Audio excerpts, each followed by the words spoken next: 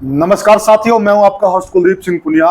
साथियों, आज मेरे साथ मौजूद हैं राजनीतिक विश्लेषक और राजनीति को जिन्होंने बहुत नजदीक से देखा, पूरे हरियाणा की राजनीति को इनसे ज्यादा समझने वाला पत्रकार शायद इस एरिया के अंदर मौजूद होगा। प्रद्युमन जोशीला जी। प्रद्युमन जी, स्वागत है हमारे चैनल जी। बहुत बहुत धन्यवाद। सभी दर्शकों को नमस्कार, राम राम।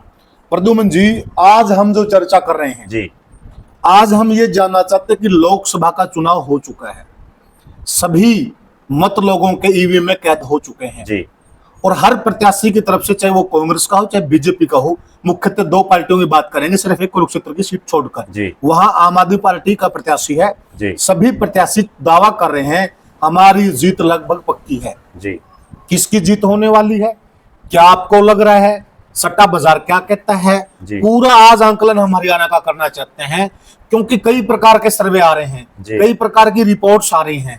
मतदाता एक ऐसी उलझन में है, मतदाता को मालूम नहीं पड़ रहा है कि असल में किस सीट पर कौन जीत रहा है, कौन हार रहा है। जी। आपका आंकलन क्या कहता है?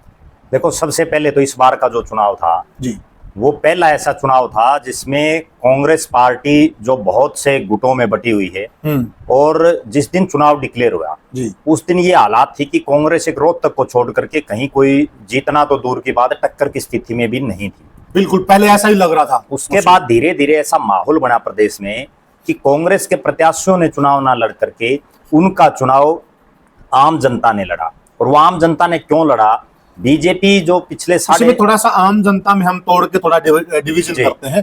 इसमें मुख्यतः किसान और जाट वर्ग की हम कह सकते हैं। जी बिल्कुल। इसमें हरियाणा चूंकि किसान बाहुल्य प्रदेश है जी, और जातीय आधार पर भी देखें तो जाट सबसे ज्यादा है। जी, तो जाटों ने और किसानों ने जी, कांग्रेस प्रत्याशियों का चुनाव लड़ा, और उन्होंने कांग्रेस का चुनाव नहीं लड़ा बल्कि उन्होंने बीजेपी को हराने के लिए चुनाव लड़ा। उनके दिमाग में सिर्फ एक चीज थी कि जो किसान वर्ग 13 महीने तक दिल्ली के बॉर्डरों पर बैठा रहा, जिसके ऊपर पिछले 9.5 साल में मनोहर लाल खट्टर जी का जितना जो कार्यकाल रहा, उसमें बहुत बार उनके ऊपर कहीं लाठीचार्ज हुआ, कहीं आंसू गैस के गोले छोड़े गए, और बहुत से किसानों ने इस बीच इन आंदोलनों में अपनी शहादतें भी दी। बिल्कुल, उसके कई कारण हो सकते हैं।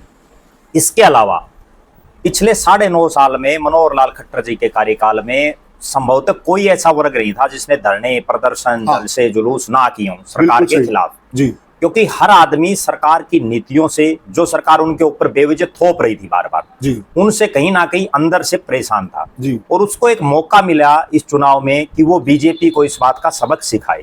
सबसे बड़ी जो बीजेपी ने, हम उसको ये कह सकते हैं कि किसान और जाट वर्ग को एक मौका तब दिया जब एकाएक एक दिन पहले तो देश के प्रधानमंत्री मनोहर लाल जी की बड़ी तारीफ करते हैं जी, और रातों रात उनको बदल करके जी, नायब सिंह सैनी के रूप में एक नया चेहरा लाए। जी, उसके बाद उन किसान वर्ग और जाट समाज को भी एक हौसला हो गया कि मनोहर लाल खट्टर की जब कुर्सी चली गई है तो राजनीति में कभी भी कुछ भी संभव है। इसके तो बाद हम ये कह सकते हैं कहीं ये बीजेपी का फैसला बीजेपी पर ही भारी पड़ा। देखो, निश्चित रूप से फैसला की जो टाइमिंग थी, वो मैं गलत मानता हूं। किसी भी नेता को काम करने के लिए कम से कम 1 साल का समय देना चाहिए। अगर यही नायब सिंह सैनी को या इनकी जगह किसी को भी मुख्यमंत्री बनाना था तो उनको कम से कम 1 साल पहले मुख्यमंत्री बनाना चाहिए था। अगर 1 साल पहले किसी अन्य नेता को कमान दे दी जाती तो संभवतः कोई ना कोई और ज्यादा बेटर रिजल्ट रहते। क्योंकि अब नायब सिंह सैनी को मार्च के अंदर वो बने थे, मिड मार्च में, और उसके बाद जो है 2 महीने में कोई आदमी कुछ नहीं कर सकता, और वो भी तब जब तुरंत आचार संहिता लगी हो, चुनाव डिक्लेयर हो चुका हो। कहीं ना कहीं मनोहर लाल खट्टर जी का जो कार्यकाल रहा वो बीजेपी के लिए भारी साबित हुआ दिख रहा है इस लोकसभा चुनाव में। तो प्रद्युमन जी, अब हम सीट वार चर्चा करते हैं। जी, ऊपर से लेते हैं, अंबाला की सीट लेते हैं। जी, क्या लग रहा है आपको, अंबाला के लिए क्या लग रहा है? देखो, अंबाला लोकसभा में बड़ा अप्रत्याशित परिणाम रहने की संभावना दिखाई दे रही है। कांग्रेस पार्टी के प्रत्याशी वरुण मुलाणा, जिनका उस लोकसभा में खुद का कोई बहुत लंबा चौड़ा जनाधार नहीं है, वो केवल मुलाणा विधानसभा तक सीमित रहे हैं। उनके पिताजी फूलचंद मुलाणा ने भी कभी वहां से चुनाव लड़ा था, लेकिन वो हार गए थे। बिल्कुल। अब जो ये चुनाव था, बंतो कटारिया एक बिल्कुल घरेलू महिला है, हालांकि वो राजनीति में सालों से सक्रिय है, लेकिन उनको राजनीति का बीजेपी के पदों पर रही है वैसे। जी, कोई बहुत ज्यादा राजनीति का उनको जो है ज्ञान भी नहीं है इतना। उनके उस सीट पर खुद मुख्यमंत्री नायब सैनी की प्रतिष्ठा दांव पर है। नारायणगढ़ जहां से वो विधायक और मंत्री रहे, बिल्कुल, वो उसी हल्के में आता है। और जो रिपोर्टें छन करके आ रही हैं उसके मुताबिक नारायणगढ़ में सीएम के घर ही हल्के में भी वरुण मुलाणा जीतने जा रहा है। अच्छा, तो कहीं ना कहीं उस लोकसभा सीट चौंकाने वाला होगा ये तो। उस लोकसभा सीट पर बड़ा कांटे का मुकाबला दिखाई दे रहा है जी, और आज के दिन जो एज है वो वरुण मुलाणा को वहां दिखाई दे रहा है जी, हालांकि शहरी बाहुल्य सीटें हैं उसमें, चाहे वो पंचकुला हो, कालका हो, अम्बाड़ा हो, यमुनानगर हो, जगाधरी हो, कई शहर आते हैं जी, जिससे कहीं ना कहीं एक उम्मीद बंतो कटारिया को भी है। लेकिन ये कहा जा सकता है कि उस सीट पर बड़ा कांटे का मुकाबला होगा, जो परिणाम होंगे वो बड़े चौंकाने वाले होंगे और वहाँ हार और जीत का तमाम दारोमदार जी, कुमारी शैलजा के समर्थकों पर रहेगा। जी, अगर कुमारी शैलजा के समर्थकों ने वरुण मुलाणा को बम्पर वोटिंग की है, जी, इस बार एक और पुनिया साहब जो खास बात निकल करके आई है, वोटर इस बार बहुत शाना हो चुका है। वो ये बता ही नहीं रहा कि उसने किसको वोट डाला है। वो कहे किसी की राह है, वोट उसने कहीं और भी डाल रखे है। तो हम ये भी मान सकते हैं आज शाम को एग्जिट पोल आने वाले हैं टीवी के, जी, तो कहीं ये एग्जिट पोल में भी ये चीज उभर के सामने आए, कहीं एग्जिट पोल भी धराशायी ना हो जाए इस बार। बहुत बार हुए एग्जिट पोल, क्योंकि एग्जिट पोल सिर्फ एक अनुमान होता है जी, कि 1000, 2000 या 500-700 आदमियों से बात की जाती है जी, उसमें कहीं कोई निष्कर्ष निकल जाता है, वो कई बार सही साबित हो जाते हैं। जिस तरह से हम देसी भाषा में अगर ये कहें कि एक कोई भी जो है बात को चला दिया, अगर वो लगी तो तीर है, नहीं लगी तो तुक्का हो गया। तो कहीं ना कहीं एग्जिट पोल बहुत बार हमने ऐसा देखा है कि वो एग्जिट पोल बिल्कुल धराशायी हो जाते हैं। अब पंजाब में आम आदमी पार्टी ने सरकार बनाई, किसी एग्जिट पोल में ये उम्मीद नहीं थी कितना भारी बहुमत आएगा। अरविंद केजरीवाल ने दिल्ली में बनाई, कोई नहीं सोच सकता था। बिल्कुल, लेकिन ये सिर्फ अंदाजे हैं जी। पिछली बार वो लोकसभा में बीजेपी को कम दिखा रहे थे। जी बिल्कुल, हम और आप जो बात कर रहे हैं, हम भी ये नहीं है कि किसी हल्के में अगर 12 लाख लोगों ने पोलिंग की तो 12 लाख लोगों से बात कर रहे हैं। बिल्कुल, हम उसमें जो 500-700 जिन लोगों को राजनीति की समझ है उस क्षेत्र की, बिल्कुल उन्हीं से बात करके वो जो है ग्राउंड जीरो की जो रिपोर्ट है उसके हिसाब से अपना आकलन बताते हैं। वो कई बार आप क्या मान रहे हो कि अंबाला में एज है जो कांग्रेस को है? एज कांग्रेस को है, बाकी है कांटे की टक्कर। अब हम चलते हैं कुरुक्षेत्र। जी, कुरुक्षेत्र में आपको क्या लग रहा है? कुरुक्षेत्र में हार और जीत अभय सिंह चौटाला पर डिपेंड है। जी, अगर अभय सिंह चौटाला 1 लाख से नीचे रह जाते हैं, हाँ जी, और किसान आंदोलन के अलावा जाट वर्ग भी और किसान वर्ग उस क्षेत्र में बहुत ज्यादा है जी, उसके बावजूद देश के जो इकलौते जनप्रतिनिधि थे अभय सिंह चौटाला, जिन्होंने किसान आंदोलन में अपना इस्तीफा दिया विधानसभा से, बिल्कुल, उनको उस सत्र पर वोट नहीं पड़ रहे जिस सत्र की उनको उम्मीद थी। ये एक चीज हमें भी देखने को मिली। हम भी वहां ग्राउंड जीरो पे गए थे, कई गांव का हमने सर्वे भी डाला था कुरुक्षेत्र लोकसभा का, तो हमने वहां देखी प्रद्युमन जी, लोग है ना जो किसान वर्ग खासकर, वो ये कहता हुआ पाया गया कि इस बार हमें बीजेपी को हराना है, कहीं हम अभय सिंह को वोट डाल देंगे तो बीजेपी का कैंडिडेट जीतना चाहिए। जी बिल्कुल, मैं आपकी बात से सहमत हूँ। वरना तो जो सुशील गुप्ता वहां से चुनावी मैदान में आम आदमी पार्टी के प्रत्याशी और कांग्रेस के समर्थित हैं जी, वो तो कुरुक्षेत्र लोकसभा में कोई बहुत ज्यादा सक्रिय नहीं रही, ना ही उनका कोई बहुत ज्यादा वहां जो है लगाव रहा लोगों से। जबकि अभय सिंह चौटाला ने खुद वहां 2004 में लोकसभा का चुनाव लड़ा नवीन जिंदल की टक्कर। बिल्कुल, पिछली बार उनके बेटे अर्जुन चौटाला ने वहां से चुनाव लड़ा इनेलो के प्रत्याशी के तौर पर। बिल्कुल, इस बार वो खुद अभय सिंह चौटाला लड़ रहे हैं। बिल्कुल, और वहाँ तमाम जो बड़े चेहरे हैं उस क्षेत्र के, चाहे वो रामपाल माजरा हो, चाहे श्याम सिंह राणा हो, रादौर से पूर्व विधायक रहे हैं, चाहे शेर सिंह बड़श्यामी हो, चाहे सरदार जसविंदर सिंह संधू का परिवार हो, तमाम ये जो चेहरे हैं ये उनके साथ लगे हुए थे। उसके बावजूद अभय सिंह चौटाला को उस सत्र पर वोट ना पड़ना, कहीं ना कहीं सीधी सी एक बात थी कि वोटर इस बार अपना वोट डिवाइड नहीं करना चाह रहा था। उनके दिमाग में सिर्फ एक ही चीज थी कि बीजेपी को हराना है, जो बीजेपी को हरा रहा है हमें उसको वोट करना है। इसी वजह से किसान आंदोलन में जिसने इतना बड़ा त्याग जिस आदमी ने किया हो और उसको मुट्ठी भर वोट मिले, तो कहीं ना कहीं जो है आगे भविष्य के लिए कितने हल्कों में नवीन को लीड हो सकती, कितने हल्कों में अभय उसको अपना सुशील गुप्ता को? देखो अभी जो आकलन है 2 विधानसभा क्षेत्र तो ऐसे हैं जिनमें उनको अच्छी खासी बढ़त होगी, जो कुरुक्षेत्र शहर है जिसको थानेसर हल्का बोलते हैं जी, और कैथल शहर, और इसके अलावा लाडवा और आपका पुंडरी, इन 2 हल्कों में नवीन जिंदल को और उम्मीद है कि उनको अच्छे खासे वोट मिलेंगे। इसके अलावा जो सुशील गुप्ता है उनको कलायत में बड़ी भारी भरकम जीत हासिल हो रही है। कलायत के अलावा उनको अगर हम बात करें गुला चिक्का की, वहां उनको बड़ी जबरदस्त लीड दिखाई दे रही है। इसके अलावा अगर बात करें रादौर विधानसभा की, रादौर में दोनों में बड़ा कांटे का मुकाबला दिखाई दे रहा है। शाहबाद में भी बड़ा कांटे का मुकाबला है, लेकिन एज कहीं ना कहीं वहां सुशील गुप्ता को दिखाई दे रहा है, क्योंकि वहां जो स्थानीय जो बीजेपी के नेता हैं उनसे लोगों में बड़ी भारी नाराजगी है। खुद जो कृष्ण बेदी पूर्व मंत्री रहे हैं और मुख्यमंत्री जब मनोहर लाल जी थे तो उनके भी राजनीतिक सलाहकार रहे हैं, उनका बेटा वहां नगर परिषद का जो चुनाव था उसमें हार गया था, नगर पालिका के चुनाव में। हाँ, बिल्कुल चौंकाने वाली बात थी। जी। तो कुल मिलाकर के वहां जो अभी जो लग रहा है जी। इसके अलावा एक बात करते हैं हम पिहोवा विधानसभा की जी। उस पिहोवा विधानसभा में भी सुशील गुप्ता चुनाव जीत रहे हैं। अच्छा, वहां की एक खास बात और बताऊं मैं दर्शकों को, घग्गर पार के जो गांव हैं, 1 दर्जन से ज्यादा गांव वहां ऐसे थे जो गुलाचिका और पिहोवा विधानसभा क्षेत्र में आते हैं, जहां बीजेपी का टेंट तक नहीं लगा हुआ पोलिंग वाले दिन। अच्छा, वहां कोई बीजेपी के एजेंट नहीं थे। निश्चित रूप से वो किसान बेल्ट है जो घग्गर पार के जो गांव हैं, और उनमें किसान आंदोलन में जो बीजेपी ने किसानों के साथ किया, मनोहर लाल जी की सरकार ने जो उस समय किया, उसका गुस्सा कहीं ना कहीं इस चुनाव में उन्होंने निकाला है। तो वहां तो फर्जी पोलिंग के असर भी हो सकते हैं। देखो, फर्जी पोलिंग तो संभवतः इस बार नहीं हुई होगी, क्योंकि उसका एक बहुत बड़ा कारण तो ये है कि जो मतदान केंद्र थे उनमें सीसीटीवी कैमरे लगे हुए थे जी। दूसरी बात, जहां ऐसा था कहीं कि यहाँ हो सकती है फर्जी पोलिंग, तो वो बूथ अति संवेदनशील घोषित थे जी। तो जहां अति संवेदनशील घोषित हो जाते हैं तो वहां बहुत कम, रेयर चांसेस। तो यहाँ पर एज आप किसे दे रहे हैं? देखो, यहाँ बिल्कुल कांटे का मुकाबला है, और इस कांटे के मुकाबले में कहीं ना कहीं दोनों में हार जीत 20 और 30 हजार की है। और इतना बड़ा जब 12-15 लाख वोट पोल हो तो 20-30 हजार में हार जीत किसी की भी संभव है, लेकिन लग ऐसा रहा है कि कहीं ना कहीं सुशील गुप्ता चुनाव निकालते दिखाई दे रहे हैं। अब हम आते हैं पश्चिमी हरियाणा में सिरसा लोकसभा क्षेत्र की बात करते हैं जी। यहाँ से तंवर साहब पीछे चुनाव लड़ चुके हैं जी, जीत भी चुके हैं जी, हार भी चुके हैं 2 बार। कुमारी शैलजा यहाँ से कई बार चुनाव लड़ चुकी हैं जी, वो भी यहाँ से जीतती भी हैं जी, हारी भी हैं जी। तो आपको क्या लग रहा है इस बार वोटर को कौन लुभाने में सफल हो पाए? देखो, सिरसा लोकसभा में बिल्कुल क्लियर कट ये दिखाई दे रहा है कि कुमारी शैलजा भारी बहुमत से जीतती हुई नजर आ रही है जी। और संभवतः जो 9 विधानसभा क्षेत्र हैं, जिसमें 5 सिरसा के, 3 फतेहाबाद के और 1 जींद नरवाना का, वो 9 के 9 विधानसभा में भी अगर जीत जाए 9 के 9 में, तो भी कोई बहुत बड़ा अचंभा नहीं होगा। सिरसा शहर में वो हार रही हैं, लेकिन जो सिरसा शहर के साथ जो ग्रामीण क्षेत्र है उसमें वो जीत रही हैं।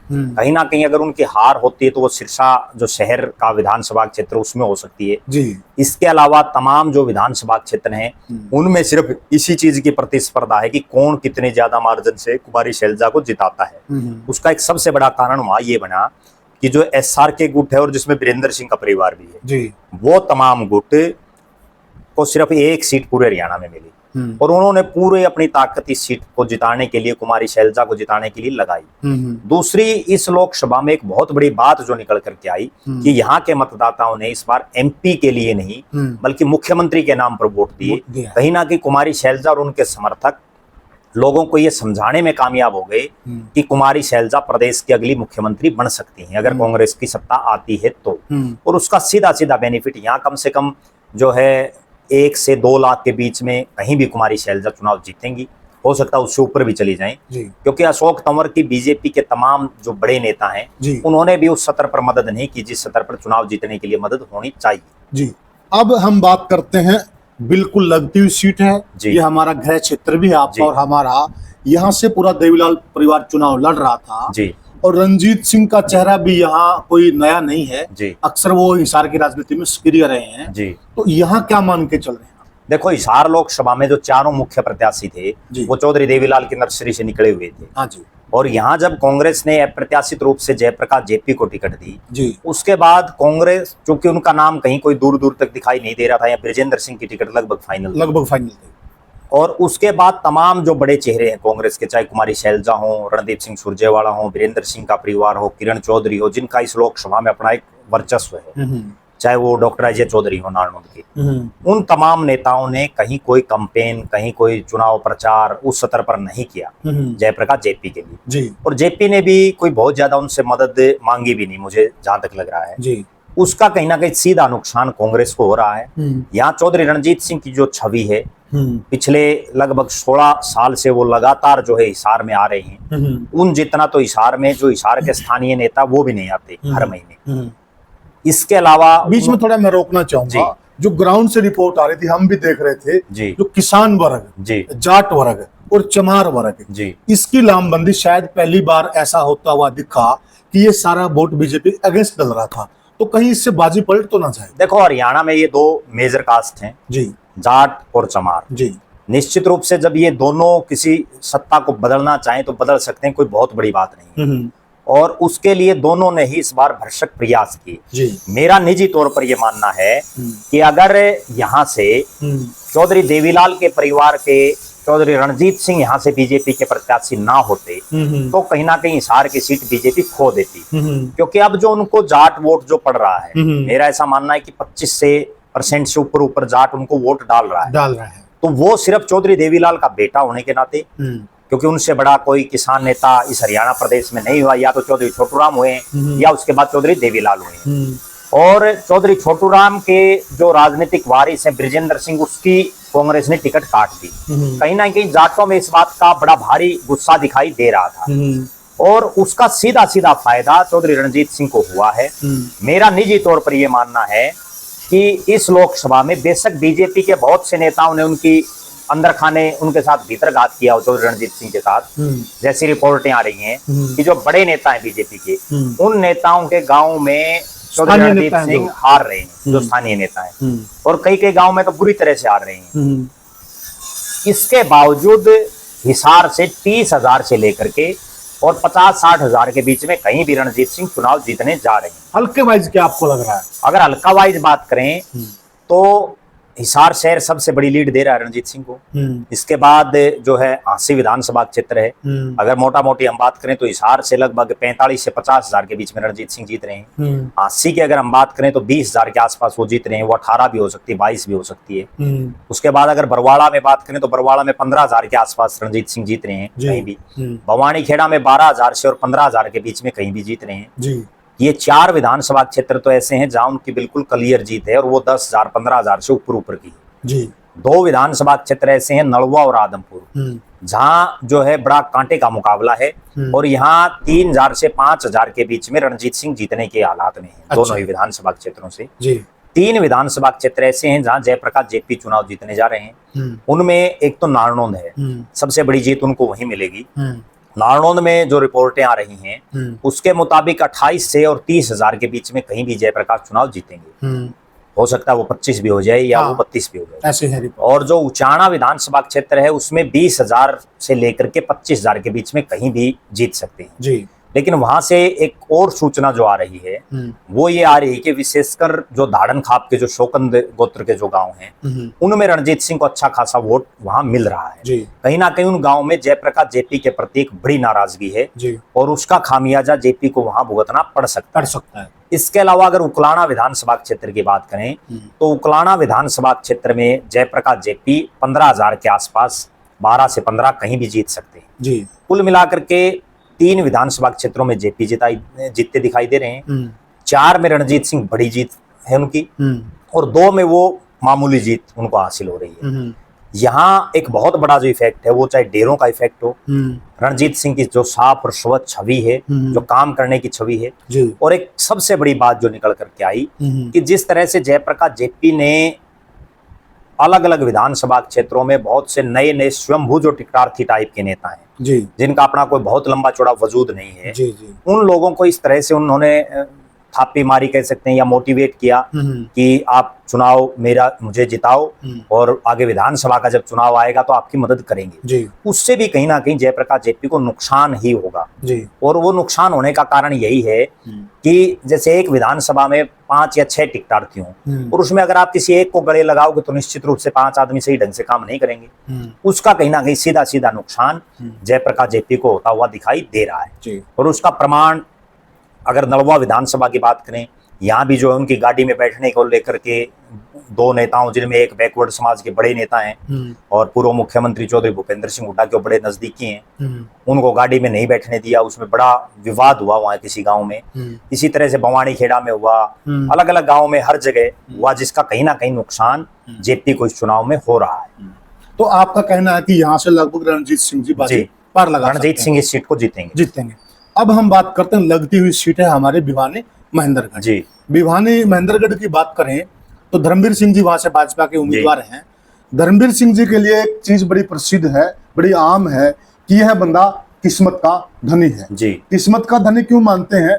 जब जब पार्टी ने इनको ऐसी विधानसभा, ऐसी लोकसभा में फंसा दिया जहां से हारना इनका निश्चित था, लेकिन ये अपने वर्कर के सहारे, अपनी मजबूत पकड़ के सहारे और किस्मत के सहारे वहां से जीतते हैं। तो दूसरी तरफ अगर हम बात करें रावदान सिंह की, रावदान सिंह की भी अच्छी पकड़ मानी जाती है। यादव बेल्ट इसके अंदर खासी है इस लोकसभा के अंदर। तो आपको क्या लग रहा है, यहाँ आंकड़ा क्या हो सकता है? देखो, भिवानी महेंद्रगढ़ लोकसभा में जब रावदान सिंह को टिकट मिली जी, तो उस समय ऐसा लग रहा था कि चुनाव में किरण चौधरी के ऊपर ये डिपेंड रहेगा कि वो क्या फैसला लेती हैं, क्योंकि बंसीलाल परिवार जब से भिवानी लोकसभा बनी है, एक 1991 के चुनाव को अगर हम छोड़ दें, 1991 में उन्होंने अपने किसी खासम खास को यहाँ से चुनावी मैदान में उतारा था, वरना हर बार चौधरी बंसीलाल का परिवार इस लोकसभा से चुनाव लड़ता रहा है। चाहे वो चौधरी बंसीलाल ने लड़े हों, उनके बेटे सुरेंद्र सिंह ने लड़े हों और उनकी जो पोत्री है श्रुति चौधरी ने लड़े जी। पहली बार ऐसा है जब चौधरी बंसीलाल जैसे इतने बड़े परिवार से कोई चुनाव नहीं लड़ रहा, उनकी टिकट कांग्रेस पार्टी ने काट दी और उसका कहीं ना कहीं बड़ा भारी गुस्सा उनके समर्थकों में दिखाई दे रहा है जी। रही सही कसर जब किरण चौधरी ने प्रेस कॉन्फ्रेंस की और उन्होंने स्पष्ट रूप से कहा कि उनको बेइज्जत किया जा रहा है, और उसके बाद सभी को ध्यान होगा, दर्शकों को भी, जब दादरी में राहुल गांधी की रैली थी उसमें भी मंच पर रावदान सिंह और किरण चौधरी के आपस में, राहुल गांधी बीच में बैठे थे, काफी सारे दृश्य आए हैं जी, वही उनकी तूतू में आपस में हो रही थी जी जी। तो इस सीट पर मुझे जो लग रहा है मुकाबला कांटे का है, लेकिन चौधरी धर्मवीर सिंह जो बीजेपी के प्रत्याशी हैं वो ये चुनाव जीतेंगे जी। और अगर विधानसभा वाइज भी हम बात करें तो धर्मवीर सिंह अहिरवाड़ के 2 हलकों में जीत रहे हैं, 4 हलके हैं महेंद्रगढ़ जिले में, वो अटेली और नारनौल से चुनाव जीत रहे हैं, महेंद्रगढ़ में रावदान सिंह जीत रहे हैं, नांगल चौधरी में दोनों में कांटे की टक्कर है। अगर बात करें बारडा विधानसभा की, उसमें रावदान सिंह सबसे ज्यादा वोटों से जीत रहे हैं, 35,000 से ऊपर वो जीतेंगे। और उसके बाद अगर हम बात करें दादरी विधानसभा की, तो दादरी विधानसभा में कांटे की टक्कर है, वहां कुछ भी हो सकता है। लोहारू विधानसभा क्षेत्र में जिस दिन रावदान सिंह को टिकट मिली उस दिन ऐसी हालात थी कि वहां 30,000 के आसपास से रावदान सिंह चुनाव जीतते, लेकिन उस क्षेत्र में 20 दिन लगातार जेपी दलाल जो प्रदेश के वित्त मंत्री हैं और वहां के विधायक हैं, उन्होंने लोगों को खूब मनाया और चूंकि उन्होंने उस क्षेत्र में बहुत ज्यादा काम किए अपने 4.5 साल के कार्यकाल में, तो उस वजह से अब वहां बिल्कुल कांटे का मुकाबला है। 2-3 हजार से हार जीत किसी की भी हो सकती है। और तोशाम और जो भिवानी शहर है उन दोनों हलकों में धर्मवीर सिंह जीतेंगे। 4 विधानसभाओं में धर्मवीर सिंह जीत रहे हैं, 2 विधानसभाओं में वहां रावदान सिंह जीत रहे हैं, और जो 3 हलके हैं दादरी, लोहारू और नांगल चौधरी, उसमें कांटे का मुकाबला है। कहीं ना कहीं उस सीट पर धर्मवीर सिंह जो है 40,000 से ऊपर कहीं भी चुनाव जीतते हुए दिखाई दे रहे हैं। तो कहीं न कहीं ये जो सीट है ये धर्मवीर सिंह को जाती हुई दिखाई दे रही है प्रद्युमन जी के साथ। साथियों, ये हमने आपको 5 सीटों का तमाम हाल बयान किया और इस वीडियो में हमारी बहुत मेहनत लगी है। साथियों, आपसे हमारा नम्र निवेदन है, चैनल को सब्सक्राइब कीजिए और वीडियो को ज्यादा से ज्यादा शेयर कीजिए। राम राम साथियों।